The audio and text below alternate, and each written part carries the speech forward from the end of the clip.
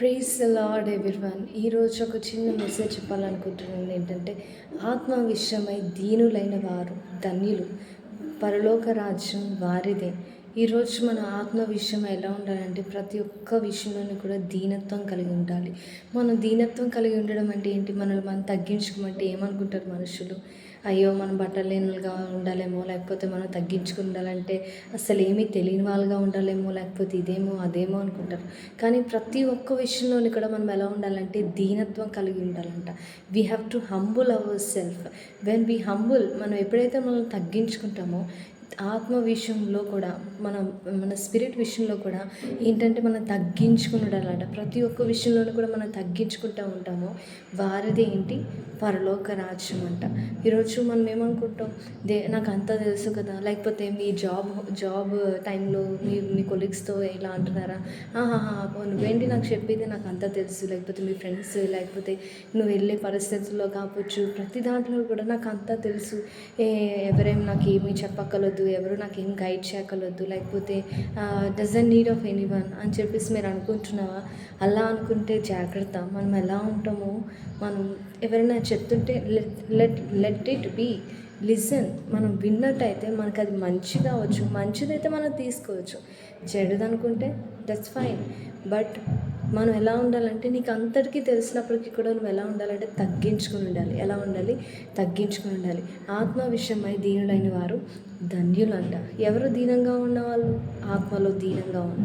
ఆత్మలో నీకు అంతా తెలిసేమో. మనం అనుకుంటే స్పిరిచువల్ లైఫ్లో ఎవరైనా మనకంటే స్ట్రాంగ్గా ఉన్నారంటే, మనకంటే ఎక్కువగా కొంచెం మించిపోయారంటే మనం ఏమనుకుంటాం? వాళ్ళకేం తెలుసులే, నాకే తెలుసు, కానీ వాళ్ళు ఎంతలే, నాకే తెలుసు కదా, వాళ్ళు ఏం చేస్తారు చెప్పు, నాకే మొత్తం నా అంత తోపు, నాకంట ఇంకెవరైనా ఉంటారా చెప్పు, నాకంట ఇంకెవరైనా చేయగలరా చెప్పు అని చెప్పేసి అనుకుంటాం. లేదు, మనం ఎలా ఉండాలంటే తగ్గించుకొని ఉండాలంట, తగ్గింపు కలిగి ఉండాలంట. అందుకని దేవుని వాక్యం ఏం సెలవిస్తుందంటే, ఆత్మ విషయమై దీనులైన వారు ధన్యులు, పరలోక రాజ్యం వారిదే అని మత్తయి సువార్త 5వ అధ్యాయం 3వ వచనం చెప్తుంది. క్లియర్గా చెప్తుంది. ఏమంటే, ఆత్మ విషయమై దీనులైన వారు ధన్యులు. మనం దావీదుని చూసినట్టయితే, సౌలు తను తరుముతున్నాడని తెలుసు కదా, తనకి తెలుసు, ఆత్మలో తెలుసు, తనకి తెలీదా? అయినప్పటికీ కూడా ఎంగేది అనే వనం దగ్గరికి వెళ్ళి, తనకి తెలియదా అక్కడికి వెళ్తే చనిపోతాడని, లేకపోతే సౌల్ని చంపితే ఏమవుతుందో తనకి తెలియదా? అయినప్పటికీ కూడా దేవుడు సౌల్ని చేతికి అప్పగించినా కూడా ఏం చేస్తాడు? అయ్యయ్యో, నేనేం చేయకూడదు. ఎందుకు ఏం చేయకూడదు? దేవుడు అభిషేకించిన వ్యక్తిని నేనేం చేయకూడదు. ఆయనకు ఆత్మలో తెలుసు, ఆయన ఆత్మలో తగ్గించుకున్నాడు. అయినప్పటికీ కూడా అతను ఏం చేస్తాడో దేవుడికి తెలుసు. అతను ఎంతగా తను శోధించాడో, తను వేధించాడో దావీదుకి తెలీదా?